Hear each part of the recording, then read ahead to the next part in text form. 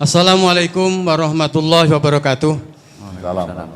Terima kasih kepada Al-Ustadz telah memberikan waktu kepada saya. Saya binaan dari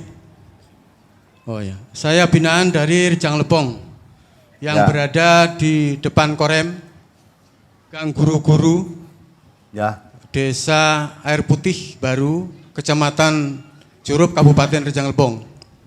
Binaan dari Muko-Muko yang dibimbing oleh Ustadz Boymin. Bertepatan di rumah Bapak Adun. Nah, di sini yang pertama kami mohon kepada Bapak Al-Ustadz Sukino. Binaan kami sudah lebih kurang 2 tahun dan jumlah anggota lebih kurang 30 orang. Nama Bapak? Namanya diperkenalkan. Oh, nama saya Ngadirun. Ngadirun, ya. Tempat tinggal Kelurahan Simpang Nangka, Kecamatan Selupurjang. Saya sebagai ketua binaan.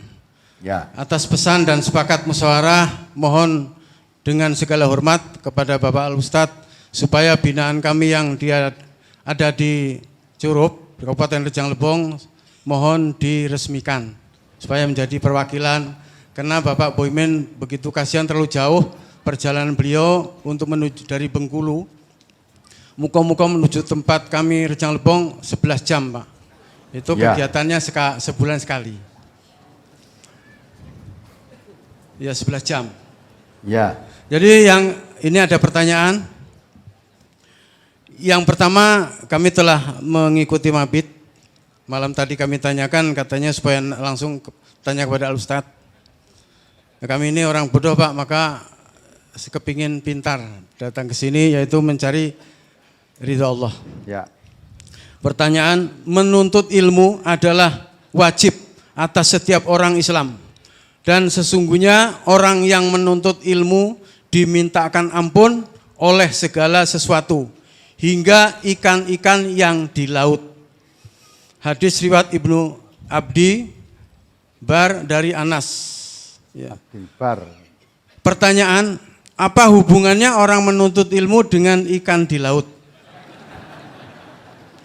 Yang kedua, di dalam Al-Quran surat Al-Baqarah, sesungguhnya orang-orang kafir engkau beri peringatan atau tidak engkau beri peringatan, mereka tidak akan beriman. Bahkan di daerah kita banyak orang Islam. Kafir yang manakah? Mereka orang Islam diberi peringatan Al-Quran itu tidak mau menerima diantaranya. Yang terakhir, mohon doanya atas musibah daripada Bapak Adun yang tempat rumahnya untuk pengajian. Dia istrinya telah meninggal dunia, lebih kurang kelang 13 hari, anaknya pun meninggal dunia. Jadi mohon doanya. Kenapa? Sakit apa? Sakit, Pak. Oh ya. Ya, sakit keras. Bukan kena banjir ya? Bukan, dan itulah pertanyaan kami, Pak, dan kami akan sampaikan salam dari Bapak Imam Subekti yang berada di Satan, Provinsi Palembang di Lubuk Linggau. Dan teman-teman sekalian. Sekian, terima kasih atas jawabannya dan disambung oleh Bapak yang dari Aceh. Wassalamualaikum warahmatullahi wabarakatuh. Waalaikumsalam warahmatullahi wabarakatuh. Hari. Hari. Assalamualaikum warahmatullahi wabarakatuh. Waalaikumsalam warahmatullahi wabarakatuh. Nama saya Saifuddin Juhri dari perwakilan Aceh Timur.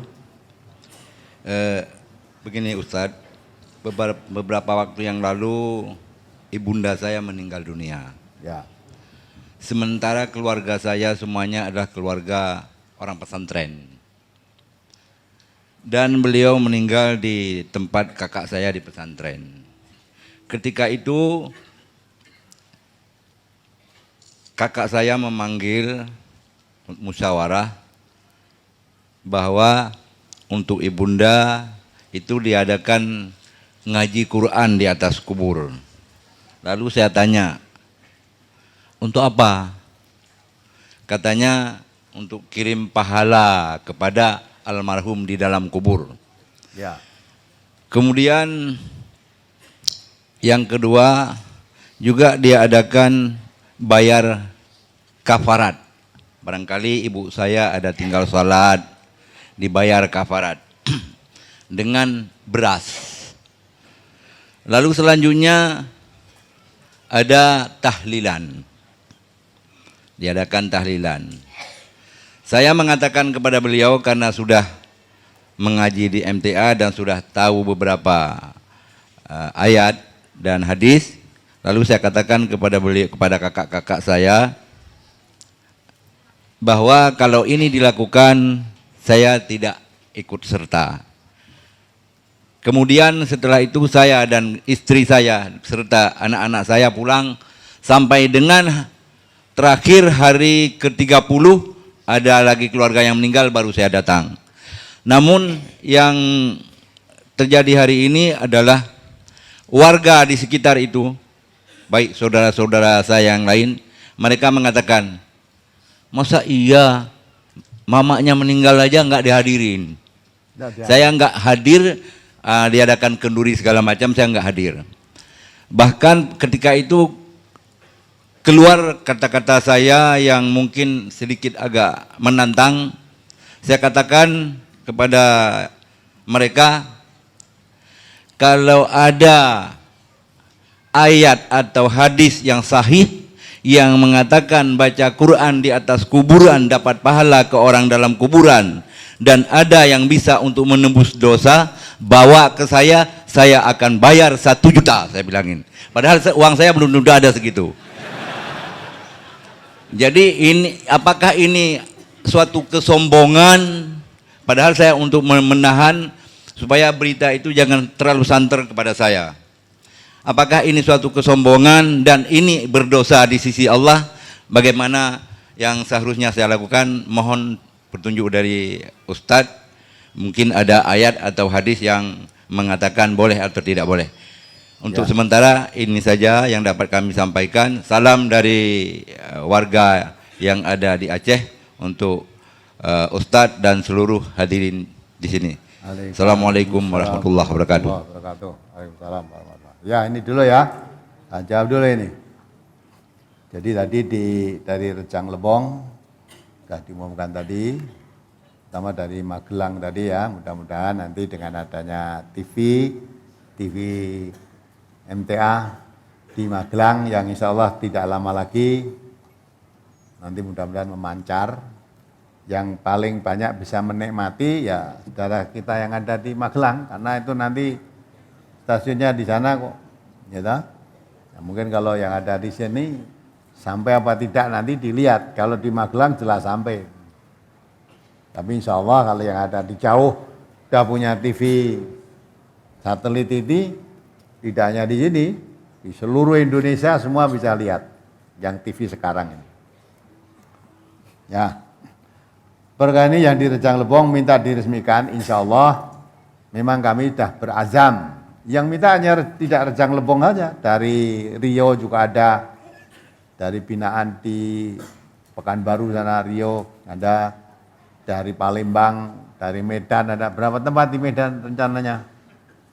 7 tempat ini dari pimpinan perwakilan Pak Sarijo ini, dari Deli Serdang ini, di sana nanti ada 7 tempat, ada lagi dari Irian, di Papua, dari Kalimantan, ada di, ya deh.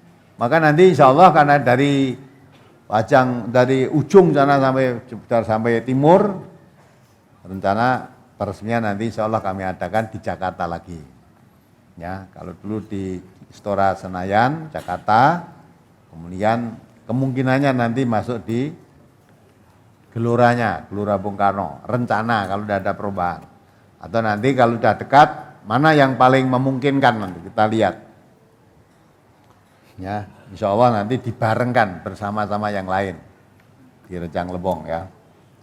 Sekarang apa hubungannya menuntut ilmu dengan ikan di laut? Hubungannya orang yang menuntut ilmu sering makan ikan di laut. Ya kan? Sering makan ikan laut kan? Jadi kalau ada hadis Nabi semacam itu jangan ditanyakan apa hubungannya. Itu menunjukkan tidak hanya ikan di laut, burung-burung di udara pun ikut mendoakan, memohonkan ampun. Itu menunjukkan bahwa orang yang menuntut ilmu, ya, orang yang menuntut ilmu dicintai selain Allah, Rasulullah mengabarkan semacam itu sampai dikatakan ikan di laut, burung di udara itu pun ikut nyengkuyung mencintai orang yang menuntut ilmu. Ya dah? Lah terus jangan tanya lagi bagaimana cara ikan memohonkan ampun, enggak tahu mungkin enggak bicaranya ikan kan enggak tahu tuh. Bagaimana burung di udara bisa begitu, kita juga enggak tahu. Tapi Nabi mengatakan begitu itu menunjukkan bahwa si penuntut ilmu itu di samping dicintai oleh Allah karena kata Nabi, man salaka tariqan yaltamisu fihi ilman syahalallah tariqan ilal jannah. Orang yang berjalan menuntut ilmu dimudahkan oleh Allah jalannya menuju surga. Nah, maka sampai ikan-ikan di laut, burung di udara pun ikut mangayu bagyo istilah bahasa Jawanya. Ikut senang, mendorong, dicintai oleh makhluk-makhluk yang ada di laut maupun di udara. Cinta pada para penuntut ilmu. Ya, apalagi orang Islam dikatakan oleh Rasulullah wajib. Menuntut ilmu itu wajib, bukan sunnah. Lah ilmu yang dimaksud ilmu apa? Ilmu din, ilmu yang bisa membedakan antara yang hak dan yang batil, yang halal dan yang haram. Itu menurut ilmu agama, ilmu din. Itu wajib. Ya. Pertama di situ orang Islam wajib memahami Al-Qur'an dan sunnah, wajib itu. Maka Allah katakan Quran diturunkan oleh Allah liyaddabaru ayatihi waliyatadzakara ulul albab, supaya dipelajari tiap-tiap ayatnya agar orang yang mempunyai akal pikiran mendapat pelajaran. Itu akhirnya ilmu Al-Qur'an, memahami Al-Qur'an maksudnya. Kalau ilmu yang lain itu tidak wajib, andai wajib, wajib kifayah lah. Ya, wajib kifayah. Kalau sudah ada orang muslim yang ahli atau yang menempuh di bidang itu, yang lain tidak dosa. Tapi kalau memahami Al-Qur'an tidak boleh satu memahami yang lain tidak. Semuanya bagi orang Islam wajib memahami. Karena dari situlah jalannya ya menuntun manusia ke jalan yang benar. Maka dikatakan oleh Allah wa anna hadza sirati mustaqiman fattabi'uhu. Itu perintah untuk diikuti Al-Qur'an itu oleh setiap muslim. Ya. Bukan fardu kifayah, fardu ain. Ya, kalau ilmu teknologi misalnya, ya, salah satu di antara umat Islam sudah ada, yang lain tidak tahu, tidak menurut itu tidak berdosa, sudah ada yang ahli, dah.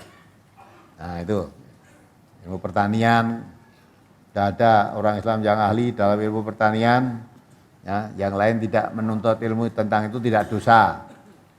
Ya. Tapi juga dipentingkan karena Nabi juga mengatakan man aradal akhirata fa alaihi fil ilmi wa man aradal dunya fa alaihi fil ilmi wa man adahuma fa alaihi fil ilmi.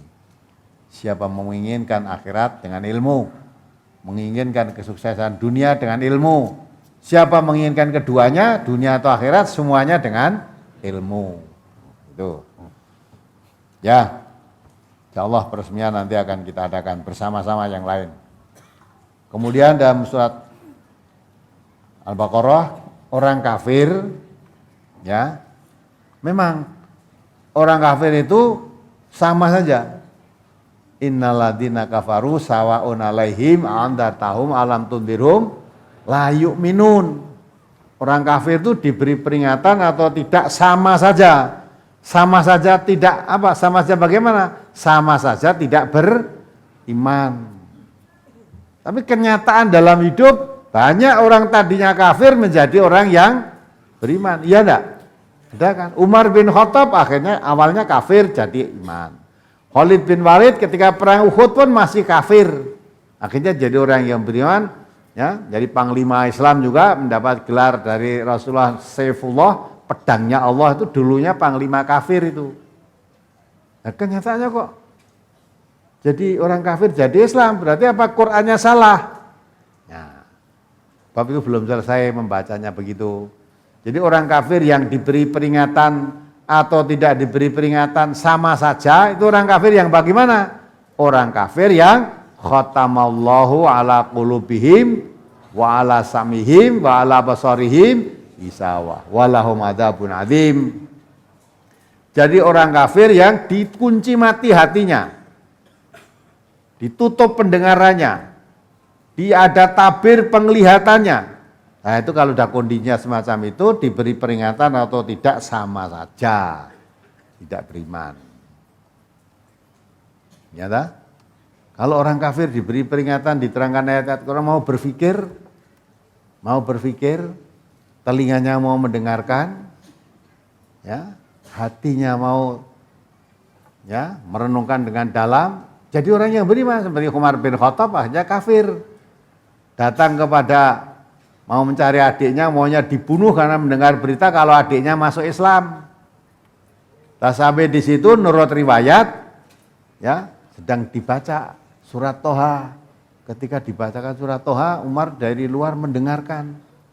Ya, tersentuh oleh isinya karena mau mendengarkan, menggunakan akal pikiran sehat, akhirnya tersentuh hatinya, tidak jadi mau bunuh, malah mau masuk Islam itu. Nah, tapi kalau diberi keterangan tutup ya, tidak mau dengarkan, lihat a priori tidak mau dulu, ya itu kafir. Nah, sifat yang a priori terhadap kebenaran ini jangan ada. Kita walaupun ngaku jadi orang Islam, jangan punya sifat-sifat seperti orang kafir.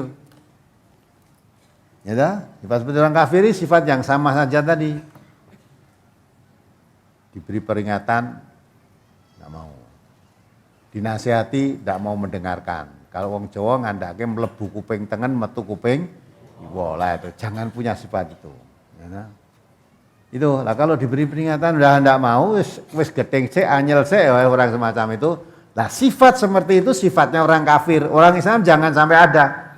Maka seperti Bapak tadi yang dulunya sholat jadi orang Islam setahun hanya 2 kali, setelah ngrungokke radio, loh ternyata salah. Nah itu namanya pendengarannya dipakai untuk mendengarkan kebenaran, hatinya untuk memahami, matanya untuk melihat kebenaran tadi, lah akhirnya berubah. Tapi kalau orang yang lah kok ping 5 penak ping pelindo ya toh. Sholat sedina sunyi ping 5 itu ya abot. Yang penak ya setahun 2 kali lah, kali itu namanya a priori, itu tetap kafir nantinya. Tadi suami yang zina tadi setelah ditunjukkan ayat-ayat Allah, dengarkan radio, menyadari wah berarti saya salah. Dan saya bertobat tidak akan zina lagi. Nah, itu namanya dapat hidayah. Tapi kalau dinasihati zina, wis tidak mau ngrungokke, hatinya mau mendengarkan, telinganya pun tidak mau ya memperhatikan, ya sudah, wong zina enak kok, ra entuk. Nah, itu wong sing dijak zina yo gelem. Ah, gitu namanya itu a priori. Kandhanono ya tetap zina itu nanti. Nah, itu sifat-sifat yang begitu, orang Islam jangan punya sifatnya seperti orang kafir.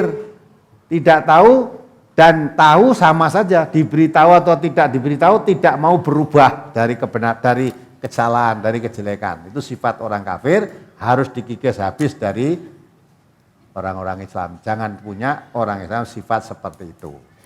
Maka orang Islam itu kalau salah ya seleh, ya, salah ditegur seleh, ya, mau dibenarkan jalan yang benar. Nah itulah. Kemudian pertanyaan dari Aceh, dari Pak Saifuddin, betul itu. Hanya kalau Bapak mempunyai keyakinan itu bukan suatu kesombongan, karena kalau tidak mau macam-macam toh dari kakaknya, masa ibunya meninggal tidak mau datang, padahal ibu kan betul-betul meninggal, Bapak ya datang. Tidak datangnya itu waktu acara membaca Quran di atas kubur, supaya pahalanya dikirimkan pada yang mati, itu tidak mau datang. Terus diumeng-umeng, rasanya dicaci maki dan sebagainya. Lah sekarang karena ini masalah agama, Bapak tidak masuk sombong, asal dikonsekuensi ya. Kalau bisa menunjukkan membaca Quran di atas kubur nanti pahalanya bisa sampai kepada yang dikubur. Kalau ada ayat Quran, ada hadis Nabi yang sahih, tak bayar 1 juta. Ya. Nanti kalau betul ada Bapak bayar 1 juta berarti betul. Ya, walaupun belum siap, wong sudah yakin tidak bakal ada kok, gitu. Mula walaupun kamu iya tak bayar 1 juta, golek no, digoleki tidak bakal ketemu, memang tidak ada. Ya kalau dalam Quran itu ya tidak ada orang kok berbuat ini pahalanya untuk orang lain. Allah mengatakan man amila sholihan falinafsihi. Siapa berbuat baik, beramal soleh, pahalanya untuk dirinya sendiri. Tidak bisa saya berbuat ini ganjarannya untuk orang lain, itu tidak ada keterangan begitu, tidak ada. Dalam ayat Quran maupun hadis Nabi tidak bakal ditemukan. Ya dah? Nah, wa man asa'af 'alaiha juga begitu.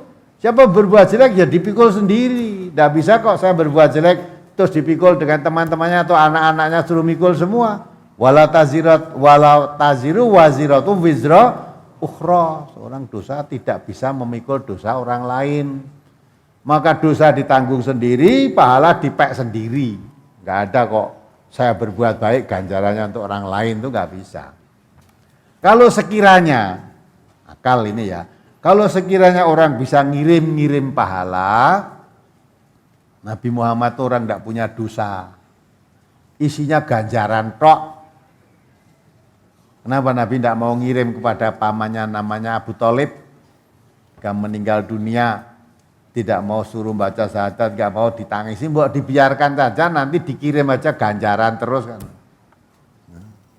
Namun demikian, kalau ada saudara-saudara kita yang masih mempunyai keyakinan seperti itu silahkan. Tetapi jangan memaksa orang yang tidak punya keyakinan seperti itu dipaksa untuk ikut, jangan. Masing-masing punya hak, ya. Lana amaluna walakum, bagiku amalku, bagimu amalmu. Kalau kamu merasa itu dapat ganjarannya besar, ya laksanakan. Saya merasa hal itu tidak bisa, maka saya tidak ikut. Yang mempunyai keyakinan seperti itu laksanakan. Saya tidak akan menghentikan kamu, tidak akan melarang. Tapi kamu juga jangan memaksa saya yang tidak punya keyakinan seperti itu. Maka masing-masing beramal, ya, karena tidak bisa ketemu ya sudah beramal sendiri-sendiri, nanti di hadapan Allah yang akan menentukan siapa yang akan mendapat pahala, siapa yang akan mendapat balasan baik, siapa yang mendapat balasan yang tidak baik, itu nanti di sisi Allah nanti. Tapi nggak usah rame, nggak usah patuh, ya sudah Mas, kalau kamu suka itu sudah laksanakan, nggak usah ngajak saya nggak akan mau gitu. Nah gitu ta, harusnya saling menghormati. Oh ya wes, Pak Saifuddin tuh nggak mau, ya sudah, ya yang mau aja mau. Laksanakan, yang tidak ya sudah tinggal aja lah, gitu mestinya.